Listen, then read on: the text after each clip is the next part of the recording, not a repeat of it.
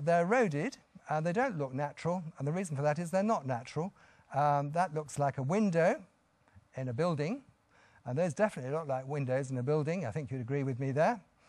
There's some more windows in a building. These are actually typical Canaanite city walls.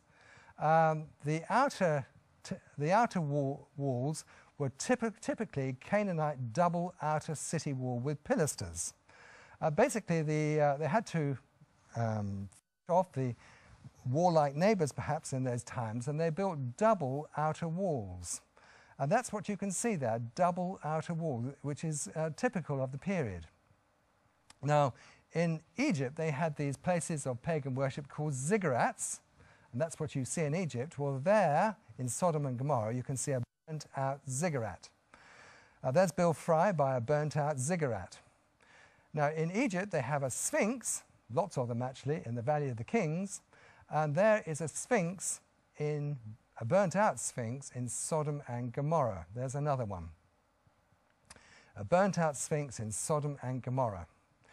These structures are composed entirely of ash. The ash crumbles in your hand, and sometimes you come across some charcoal, and if you look at amongst the charcoal, you find actually biblical brimstone, and when analysed, it turns out to be pure sulphur, which is unique on the whole planet. It doesn't rain very often there, but when it does, you see lots and lots of pure little sulphur brimstone, and it's pure white in colour. It's quite unlike sulphur found near active volcanoes. So on the left there you see white sulphur found at Sodom and Gomorrah, and on the right you can see sulphur from volcanoes. Now the sulphur balls from Sodom and Gomorrah, or biblical brimstone, they look like little golf balls really, and they've got a burn ring round them. There's a little tray. We go there quite often actually, you can quite easily find them. So there's the burn ring of the biblical brimstone, and if you set fire to them, they burn at about 5,000 degrees Fahrenheit and give off nasty smelling gas called hydrogen sulfide. It says in 2 Peter, it says, turning the cities of Sodom and Gomorrah into ashes and condemn them with an overthrow, making them an example unto those that after should live ungodly. So it's a warning. Sodom and Gomorrah is a warning.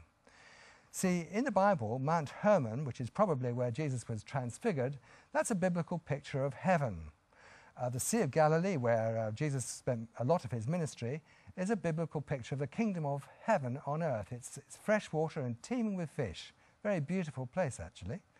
Now, the Dead Sea is a biblical picture of hell. It's one of the lowest places on planet Earth. It's very low. It's completely dead. It's 33% salt. There's nothing living there at all. It's very hot. It's very unpleasant. It's a biblical picture of hell. And just to remind you that Dr. Leonard Muller and all his academic researchers have actually confirmed that this is Sodom and Gomorrah. And now we're going to look at the crossing of the Red Sea. All very exciting stuff.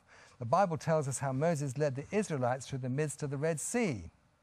Now, the children of Israel traveled to the true Mount Sinai in Saudi Arabia across the Gulf of Aqaba. The Bible says that Mount Sinai is in Saudi Arabia in Galatians. It says in Galatians 4:25, for this Hagar is Mount Sinai in Arabia. Now, unfortunately, a lot of visitors to Israel are taken to St. Catherine's Monastery in the Sinai Peninsula, which was actually named by Queen Helena in AD 342. Well, unfortunately, she didn't read the Bible, because the Bible is very specific that Mount Sinai is in Arabia. Now, the children of Israel lived originally in Goshen, up in the top left there, and many maps in the back of the Bibles assume that the Red Sea was crossed near Succoth on the top left of your picture there, where there's the Sea of Reeds, but it's only 3 foot deep there. And I'll tell you what would be a miracle is if Pharaoh's army was drowned in 3 foot of water. No, the children of Israel, and Moses led them, were on their way to Mount Sinai in Arabia, bottom right, and had to cross one of the deepest waterways on the planet, the Gulf of Aqaba. So there's an aerial photograph of Nuweiba Beach in Egypt, and Eilat, which is a holiday area now in the southern part of Israel, and the Dead Sea above that. Now, there's an aerial photograph of the Gulf of Aqaba, and there are very, very few beaches along that western coast, but Nuweiba Beach is the biggest one, and you can also see what's called the Wadi Watir. It's a deep river gorge tracking through the mountains.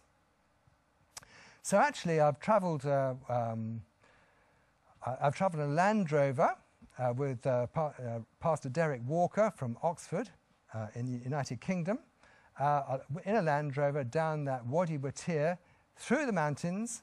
And it says in the scriptures that Pharaoh decided that the children of Israel were hemmed in by the mountains on their way to Nuweiba Beach.